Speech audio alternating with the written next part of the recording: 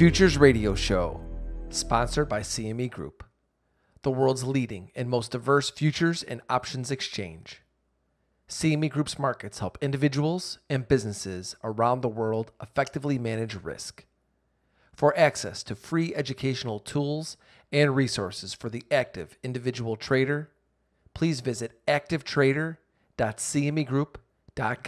Every day, traders and investors dive in to tackle the ever-changing markets to find opportunity. Futures Radio Show is your number one source for answers to the questions that all market participants want to ask. Veteran futures trader Anthony Crudele sits down with the most influential leaders and top traders in the industry. Now, here's your host, Anthony Crudele. Hey everybody, thanks for tuning in for this episode with Dr. Jessica Hehmeyer. Remember, new shows are posted on Mondays and Thursdays. You can subscribe to the show on iTunes and YouTube. If you're enjoying the show, please leave a review on iTunes. Before I play today's interview for you, I want to give a shout out to the great sponsors of Futures Radio Show: CME Group, Trading Technologies, RJO Futures, and Top Step Trader.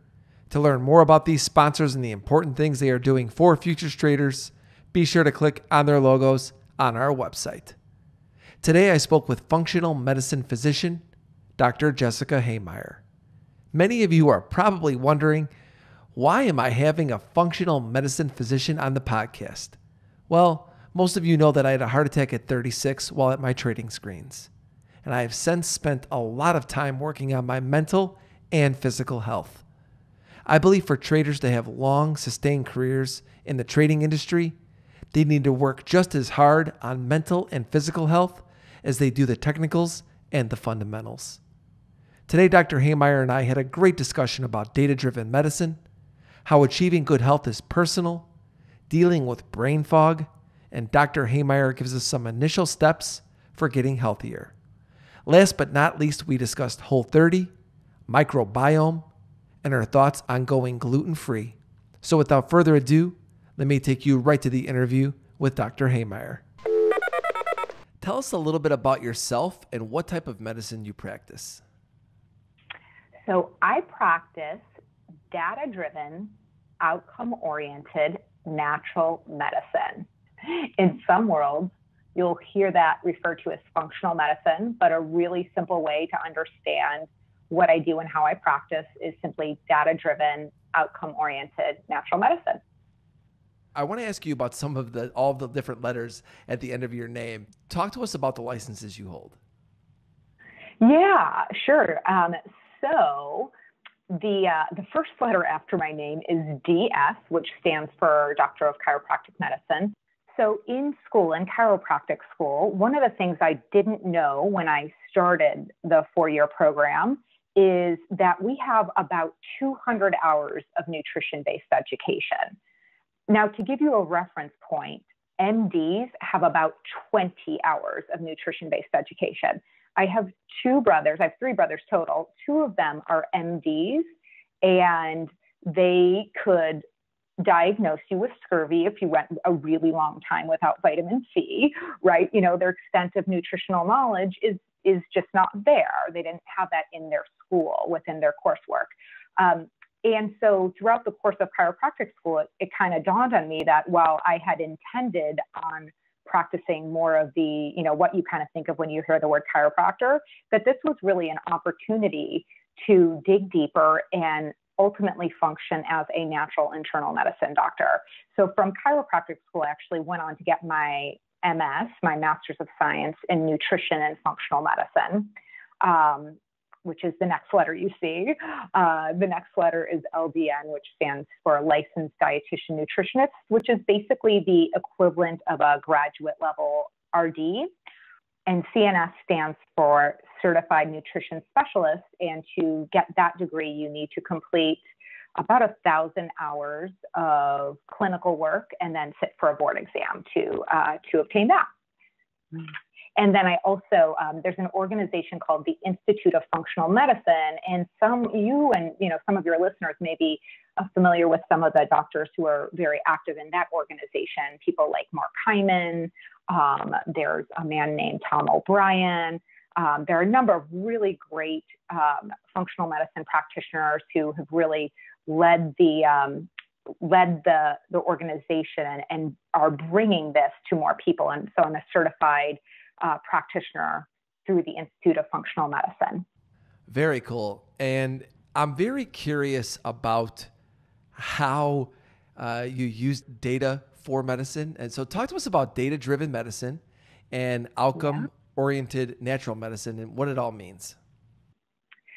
So I think it's helpful to even start with outcome-oriented before we talk about the data portion, because as Yogi Berra would say, if you don't know where you're going, you'll end up someplace else, right? To start with, to achieve anything, it's first really important to be very clear about what your outcomes are. How do we know that you win? And certainly everybody wants to be more healthy. They want to live a long life. They want to reduce suffering. But each person, that's going to show up a little bit differently. So I like to hear from people when we start working together. One of the first things that I will ask them is, what is your vision of optimal health? And everybody's got a different definition of that, but we start with the outcome in mind. And then with that outcome, the data that we gather helps us understand how we're going to get there. And so that data is lab tests, both standard lab tests that you might complete with your doctor at your annual exam, as well as specialty lab tests. Within those standard lab tests, not only am I going to look at things that you may have done at an annual exam, but I'm also going to look at a lot of novel lab tests, things that look at your inflammation, things that look at various nutrients, get an understanding of how your body is processing and dealing with chemicals and stressors.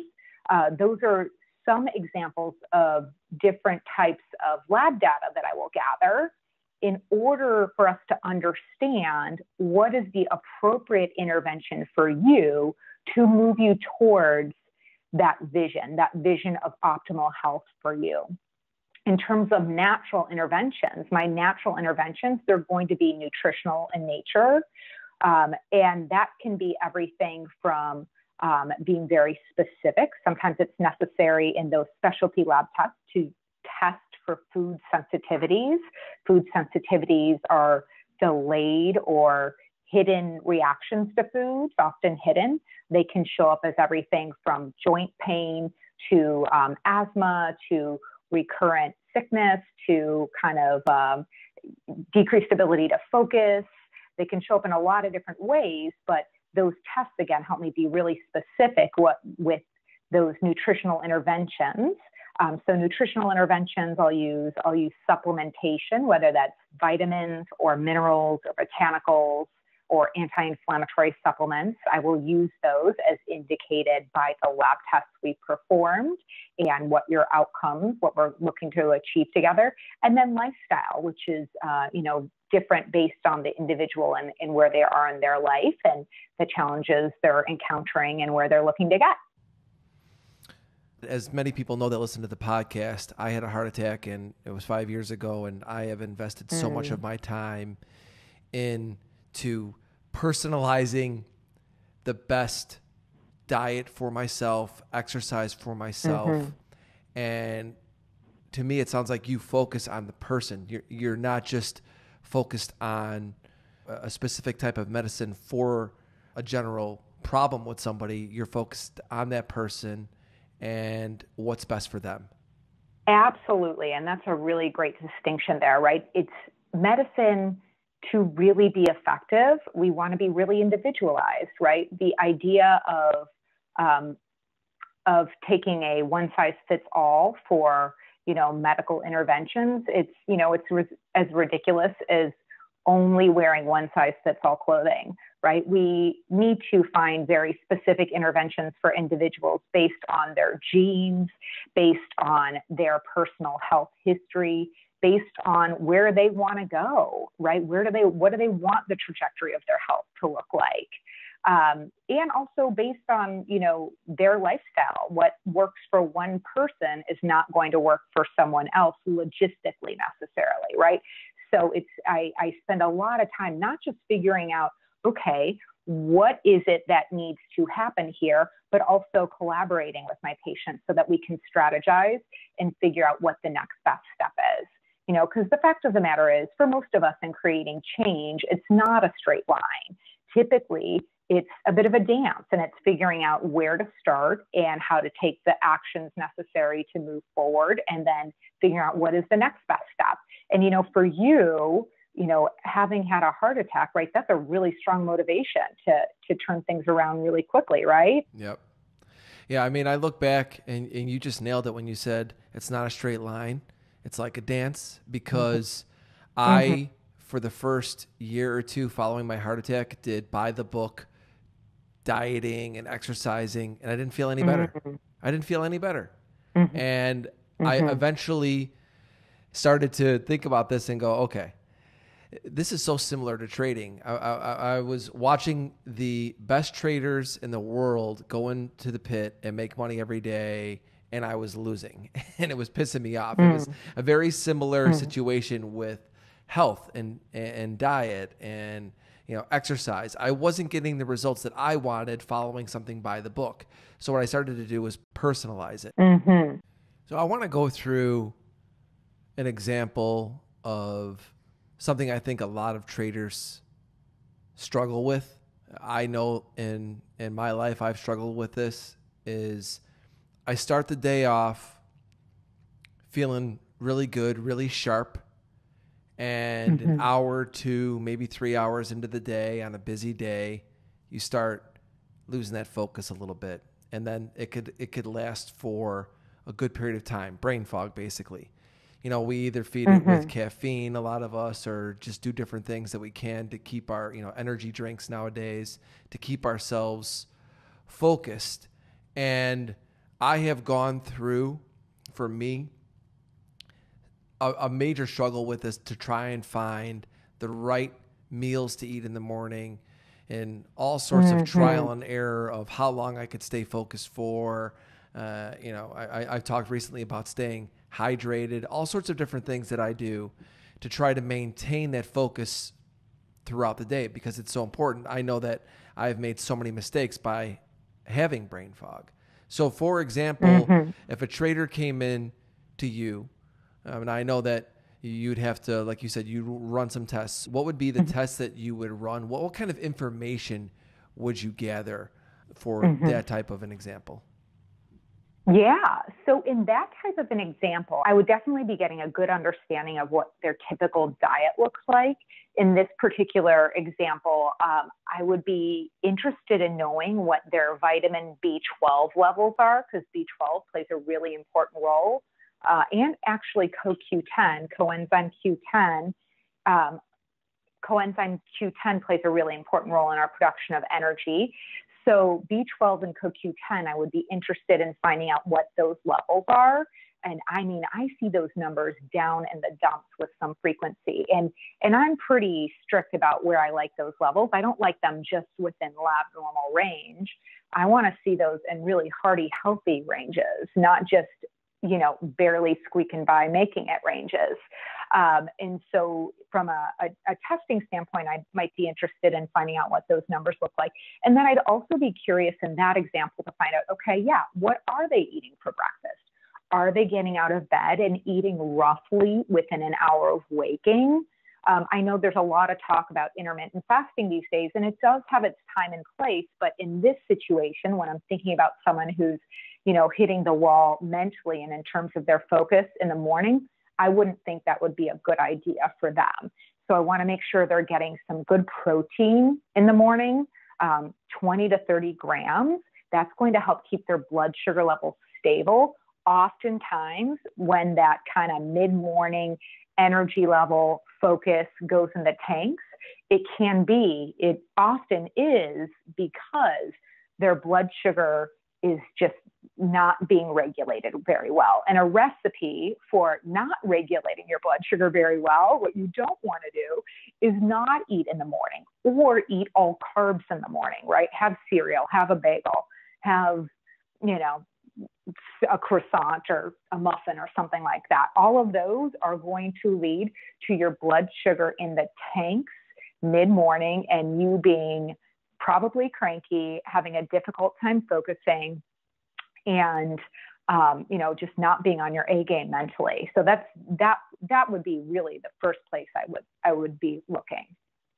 And then if that was not successful, if those weren't successful, just to give you a little more information, I might be thinking about a food sensitivity test, right? If someone came in and they're actually doing a really good job of keeping their blood sugar stable in the morning, and they're getting really good quality sleep at night.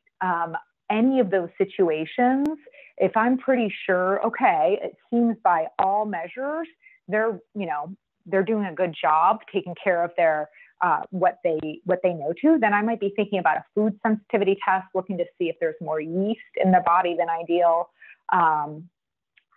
So those are some places that I would start to look to see if they're taking a toll on someone's ability to focus.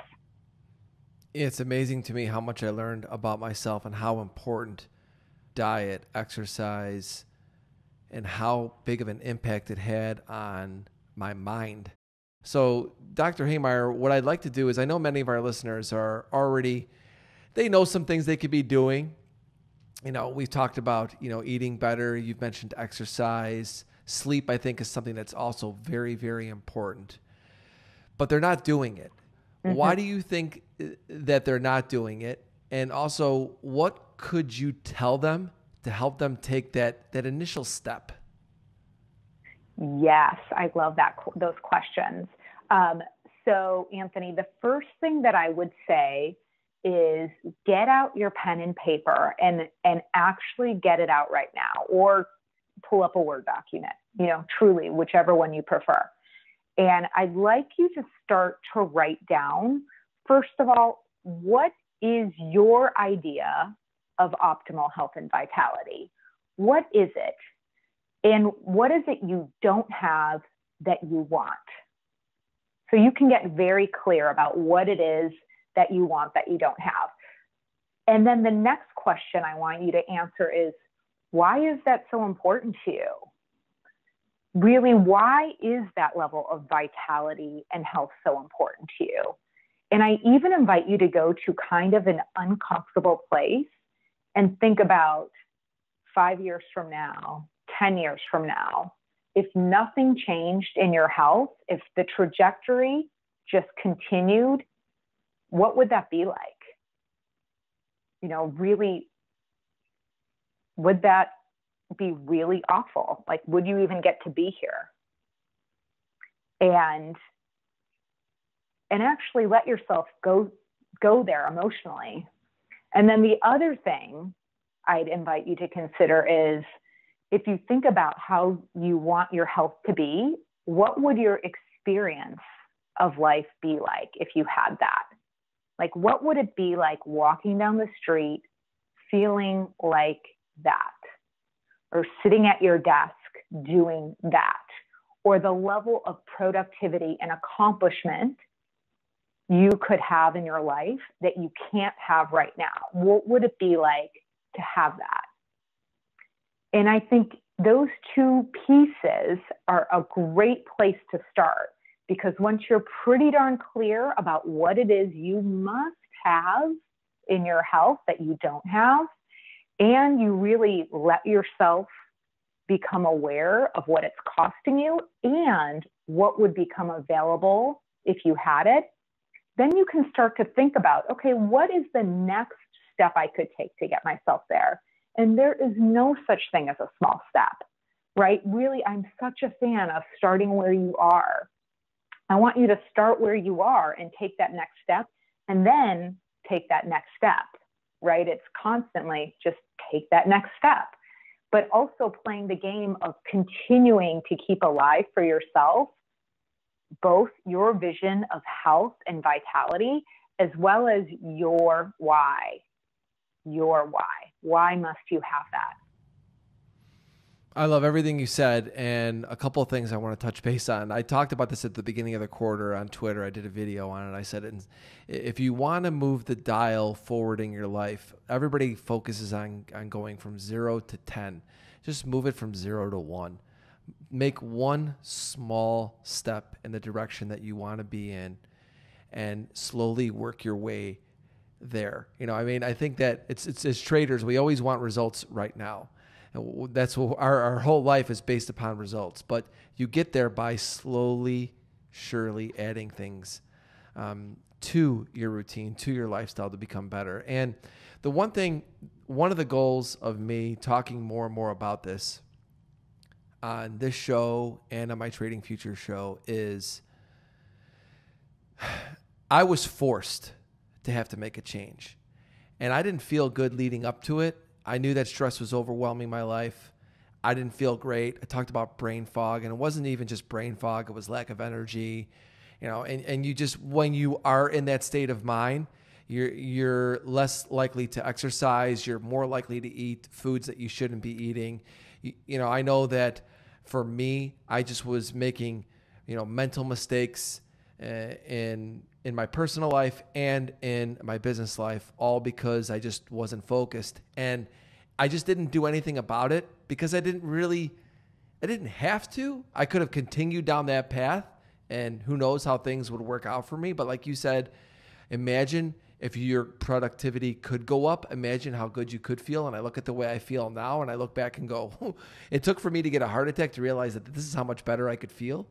It just seems so crazy for me now, not that I didn't make those choices, those steps, just those little steps. And it took me years after a heart attack to get where I am today. Years. So, if I can do it, anybody out there listening can do it. You could do it. And like you said, Dr. Hehmeyer, make that one. There's no such thing as too small of a step, right? Just make one step in the direction that you want to go. A couple of topics I want to talk about that are pretty hot topics when it comes to diet, nutrition, natural medicine.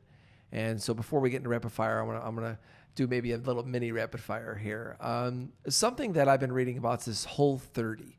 Is this a good idea or a bad idea? That is such a great question. And it kind of loops back to what you were talking about people wanting to go from 0 to 10 in 2 seconds. For those of you who aren't familiar with Whole30, Whole30 is a 30-day commitment to eating superbly clean, right? That means no grains, no dairy, no legumes, such as soy or beans, no processed food, no sugar, no alcohol, no caffeine, right? There are a lot of things that, people who are stepping into it, a lot of them are really, really shifting. A lot of individuals are really shifting their diet. So Whole30, my biggest concern with Whole30 is that it endorses a quick fix mindset. So people step into it and they engage with superbly clean eating for 30 days. And then on day 31, they go off the rails, they eat a pizza, they drink their weight in beer. And, as I said earlier, I care way more about what you are sustaining, what you are doing regularly in 3 years or 4 years or 5 years than I do in 30 days. So that is one of my concerns in one that I see play out over and over again. Whole30 is a good idea when you're using it to open up a new chapter in your life or to discover what foods you react to poorly. So, for example, there is a woman who I'm working with right now who she made her way to me by way of Whole30. She decided to do Whole30. She had severe back pain. This is like a woman in her mid-30s.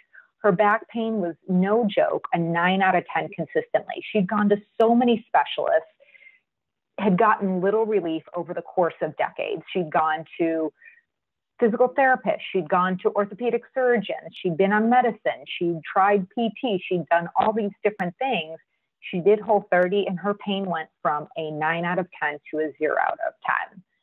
So for her, it really opened her eyes. For her, she had some real serious food sensitivities that were causing that level of pain. Now, certainly there were other things going on, but she was able to manage it by modifying her diet. So like much else in life, it's not all bad, but for most people, I don't see it as a great way to start, right?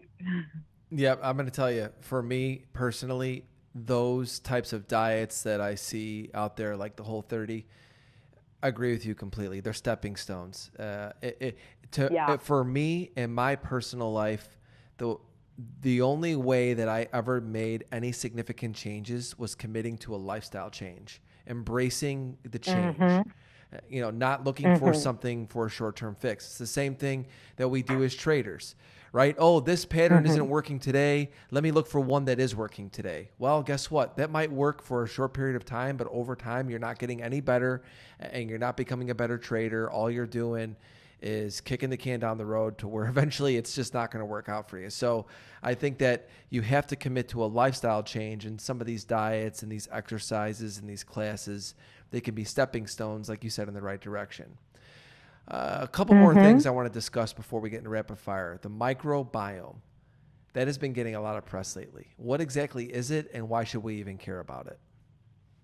Yeah, so the microbiome is the entirety of the microbes that live in your body and on your body.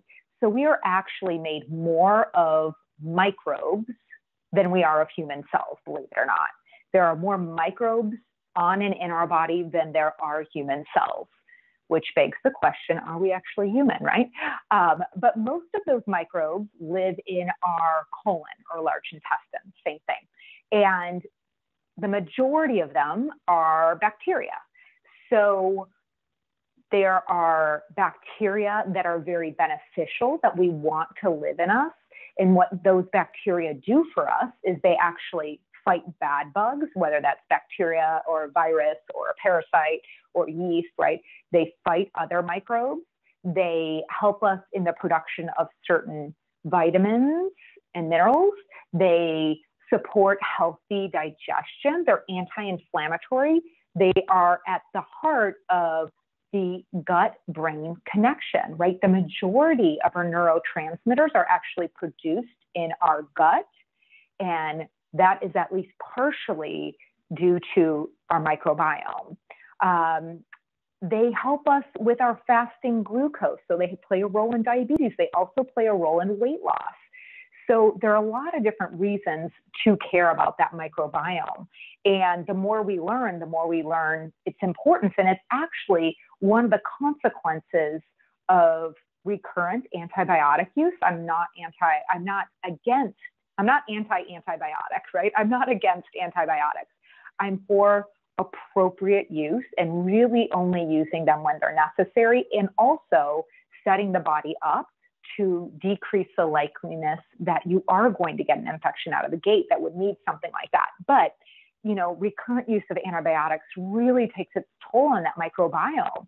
And so a disruption in the microbiome can show up in so many ways, a lot of the ways that I just mentioned, whether that's, a mood, something related to mood, depression or anxiety, or decreased ability of focus, or changes in digestion, or, a difficult time losing weight. So there are a lot of different things that microbiome does, and a lot of reasons why we want to do what we can to foster and preserve a healthy microbiome. Last question before we get into rapid fire. As someone who loves gluten, and aside from the people that have celiac disease, is gluten really that bad for you? That is a great question. So gluten, for those of you who are, most people, I think, the word gluten has become such a widespread term used that most people have heard it. But so gluten is a protein that's found in certain grains, not all grains, but certain grains. Grains like wheat have gluten in them. So you'll find gluten in typical, flour or pasta or breads, things like that. So I will say, from a food sensitivity standpoint, I do commonly see people benefiting from eliminating gluten. And so kind of looking at what kind of symptoms would tip you off that eliminating gluten would be a good idea, I would actually think about that with someone who has a difficulty focusing. All else things equal, their diet looks pretty good. I would consider either doing a test, a food sensitivity test to determine if they're reacting to gluten, or doing a 30-day elimination of gluten to see if they feel better. I also would think about that with chronic digestive distress, whether that's constipation or diarrhea or bloating. I would think about gluten. Now, does that mean everybody under the sun has to avoid gluten? No, but even for the people who are consuming gluten, I'm always going to be encouraging them to select foods that are going to promote their health. So then we want to step back and think about, okay, what food with gluten has the potential to promote health? And that is going to be a whole grain, right? Never am I going to encourage the consumption of white bread or of white pasta, or things like that, right? But doing something like whole barley, in a soup, or doing something like a whole wheat pasta, if you find you do at the end of the day tolerate gluten just fine, then that would be appropriate. You're going to be getting the value you would get is fiber there. And so fiber will feed that microbiome, right? And it will also help with normal and healthy digestion, of course, tied to that microbiome, but lots of great benefits with that fiber.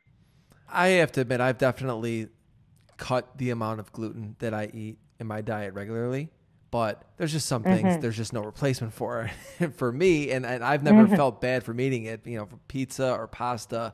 I just prefer going the traditional route. And, I see so many people that don't have the celiac disease that have just said, you know what, I'm done eating it. It's bad for you. And sometimes these things just become, bad words all of a sudden, and no one knows exactly why, but they just stop eating it or stop doing things because of that. But great stuff, Doc. Really, really enjoyed this, but we're not done yet. I have some rapid fire questions next if you're ready for those. Great. All right, everybody. Our rapid fire segment is sponsored by Trading Technologies. Access the global markets from virtually anywhere with TT. They are the world's fastest commercially available futures trading platform. And now you can trade cryptocurrency spot and derivative markets side by side. For more information, please visit tradingtechnologies.com. Doc, first question for you. What trader has influenced your life the most and why? Well, I love this question because it's my husband, Chris, for obvious reasons, but also because he is kind to the core and he operates with such a high level of integrity. And through challenges, he has an extraordinary ability to keep his eye on the prize. He's also the most innovative thinker I know. He's always thinking a step ahead. He's making very well-grounded assessments about where things are going in the economy and politics and in life. And, I know you've known him for a long time, so you've seen his innovation at work here in the trading industry. And he inspires me every day. If you guys listening to this show haven't heard the show with Chris Hehmeyer, just go on my site and find it. He's always ahead of the curve. Next question for you, Dr. Hehmeyer. Single worst food you can put in your body? Sugar, hands down. And that means things that taste sweet or are low in fiber, like that rice or pasta or white potatoes. So those low fiber carbs, simple carbs, they don't taste sweet, but they get broken down into glucose, aka sugar, immediately in your bloodstream. And there's really nothing good that sugar is going to be doing for your body, whether that's causing type 2 diabetes, increasing cardiovascular disease, messing up that microbiome. My brothers like to tease me because my favorite hashtag is #sugar is the devil. Single best food you can put in your body? That's a tough question because your body needs more than one thing to thrive. But for sure, colorful vegetables are the foundation of healthy eating. But I will say vegans are some of the sickest people I see because they are so deficient in nutrients that are difficult to get only from vegetables. So I'd say vegetables as a foundation, but make sure you get your lean proteins and healthy fats too. What do you eat at the airport? At O'Hare, Frontera Fresco, they've got a great salad. It's their Tacqueria Salad. I skip the cheese, add some chicken, and I like my dressing on the side. Or if I'm just looking for a snack, chips and guac. At Midway, there's a Mexican restaurant. I think it's called De Colores, and they have some really great bowls. You can throw some chicken on there, some good veggies, and some guac. 3 supplements that you recommend often and why? I'm going to go with magnesium citrate, berberine, and vitamin D. Magnesium citrate is one of my favorites, especially for people in high stress jobs, because it really helps dampen that production of cortisol, that stress hormone, when taken at night in particular. That's when you want people to take that magnesium citrate. So it will support sleep. It will help if someone's constipated. It helps with that. It helps with blood pressure, and it also helps with fasting glucose. So magnesium citrate is one that I love. Birbrane is a great antioxidant. It helps promote a healthy microbiome, supports healthy cholesterol, fasting glucose, and it's also anti-inflammatory. Vitamin D, I think by now a lot of people have heard about this one. It helps with mood. It helps with healthy hormone function. It helps with your immune function. You know, we live in Chicago, and so vitamin D is typically we get it from the sun. So either we all need to move down and spend more time with you, Anthony, or we need to take it. You know, we just got to supplement. Best form of exercise? That is a great question. So the punchline is the best form of exercise is the one that you'll do. The one that you'll do consistently. But if I have a say, I'm going with strength training. I love that strength training because it increases your muscle mass, which increases your resting metabolism, which burns more calories while you sleep. So that's going to help with weight maintenance, but it's also going to help with insulin sensitivity. It's going to help with testosterone production for guys, right? It's going to keep your bone density in a good range, and that muscle is going to help you be better at everything else you like doing, whether that's golf or riding your bike, whatever it is, that muscle's on your side. But really, there was a great newer study out of Rush that showed that movement of any sort means a healthier brain. So even if it's not intentional exercise, when you move, you are going to help your brain and preserve cognitive function over time. So again, starting where you are is what my vote is. But if you're really ready to jump on board with strength training, it is my preferred way to start. What was one of the hardest things you've had to overcome practicing natural medicine? That is a great question. And I would really say one of the hardest things was coming to terms with the fact that not everyone is ready to change when they walk in the door. Sometimes people walk in the door and they want to change, but they're just not ready yet. Sometimes people are ready to change, but in order to produce the outcomes they say they want, they need to move a little faster, or quite literally their life is at risk, right? So it's difficult to see people not taking the actions they need in order to produce the outcomes they want. But that is also one of the reasons over time it has really allowed me to figure out that if people can connect to why their health is so important to them, they are much more likely to take ownership of what needs to happen and start to move the ball forward. If you had an elevator pitch me your edge as a healthcare provider, what would you say? I would say, honestly, my commitment. So I've done the work and continue to do the work to gain knowledge, certification degrees, continuing education, all those different things. But to me, I really think that fundamental knowledge should be a given in your healthcare provider.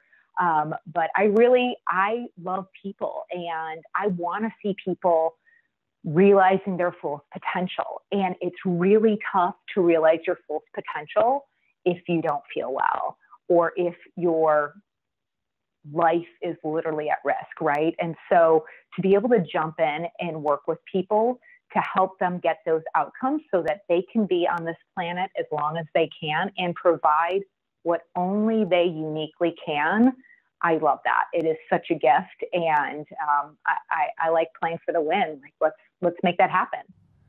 Last question for today. Your favorite thing to do when you're not working? Well, definitely spending time with Chris and our family. So whether that's my stepkids and their significant others, or my 3 brothers and their families and my mom, or our dog Charlie, those are all really wonderful things. I love it when we get to travel someplace, preferably warm, and do something active. And, you know, making great meals to enjoy with my family. And, you know, doing anything that gets me learning and expanding, both as an individual and professionally. I love that. Dr. Hehmeyer, where can people find you on Twitter, and give us a website to check out? Yeah. So on Twitter, people can find me at Well Empowered, EMPOWERED. And that is my website as well, www.wellempowered.com. Dr. Hehmeyer, what can I say? This was awesome. Thank you so much for joining me on Futures Radio Show. It's been such a pleasure, Anthony. And I really applaud you for being a stand for your fellow comrades in the trading industry and being an inspiration and helping them get the information they need to really be the best that they can. Thank you for listening to Futures Radio Show. If you have any questions or comments for myself or my guests, please visit futuresradioshow.com and sign up to be a premium member for free. If you enjoyed the show, don't forget to leave us a review on iTunes.